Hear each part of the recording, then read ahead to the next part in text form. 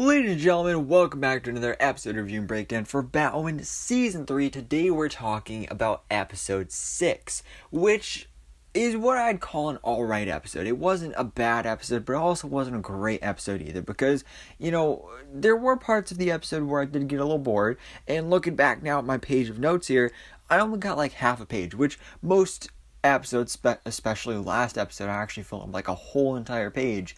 This episode, again, only like a half page of notes. So not really that many huge things going on here. But of course, we do still have some things to talk about. So we're going to go ahead and do that. But first, spoiler warning, if you've not yet seen the episode, Batwoman Season 3, Episode 6. So without further ado, let's jump into this.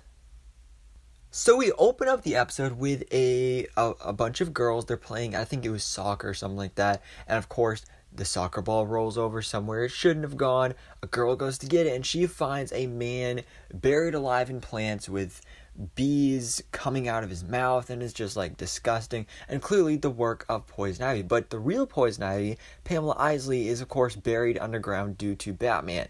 So Renee thinks that it was Poison Ivy's new host, which we know about from last week's episode because Alice found that Poison Ivy vine.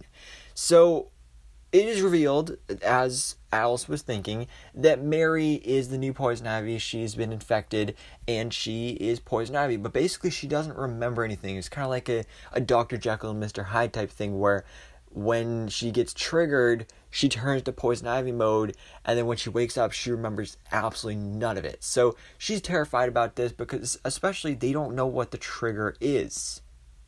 But of course, throughout the episode, we do find out that trigger is sunlight, which I think was actually a really cool thing to do because it makes so much sense, because Poison Ivy, sunlight, of course, is a big thing for plants and growing plants and, photosynthesis and all that stuff. So I thought that was really cool that was her trigger. But once she does trigger and turn into Poison Ivy, first of all, she knocks out Luke, and then she actually ends up calling Renee Montoya and tells her to meet her at the Gotham Botanical Gardens, where they have a meetup and they kind of battle.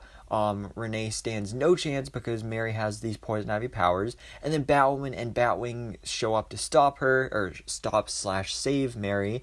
Of course, they get caught, then they escape, but Mary is still Poison Ivy, or at least Poison Ivy mode, because again, the real Poison Ivy's underground. But that's basically where it ends off for that stuff in this episode, where basically now Mary is the new Poison Ivy, or at least the new host for Poison Ivy, and Batwoman and Batwing were defeated by her. So, I mean, if they can't defeat Mary Poison Ivy, just wait till they face off against the real Poison Ivy. That's definitely going to be a struggle right there. But one of the big reveals here I don't know if you'd call it a reveal, but just one of the biggest moments towards the end of the episode was that you have Renee and Sophie in a bar, and they're talking, and there was like one moment here where they looked at each other and I was like, alright, there's sparks flying, things are going to happen here. And then all of a sudden it flashes to like 2 seconds later, they're making out and they're hooking up. So those two are hooking up, which is pretty interesting because these last couple episodes has kind of been setting up to have a relationship between Sophie and Ryan.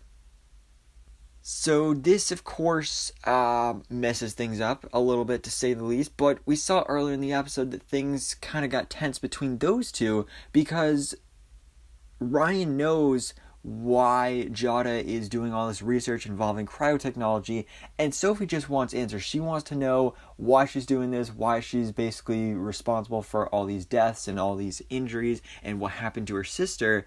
So she just wants answers, and she's just really annoyed that Ryan won't give her those answers.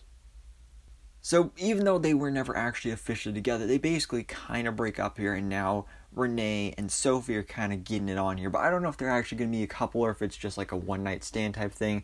We'll see, but that's basically the big moment at the end of the episode. And then the final scene is Alice teaming up with Mary, which I thought was pretty cool. But another interesting thing is that next week's episode is the mid-season finale, something I was not all expecting. Also the mid-season finale for Legends of Tomorrow Season 7, which I did not mention in my review and breakdown.